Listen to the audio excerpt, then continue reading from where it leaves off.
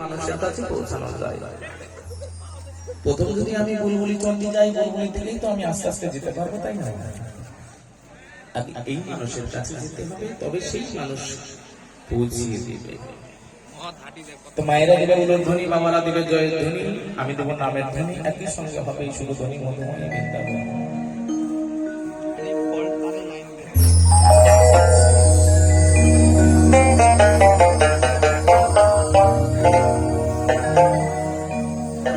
একবার জায়গায়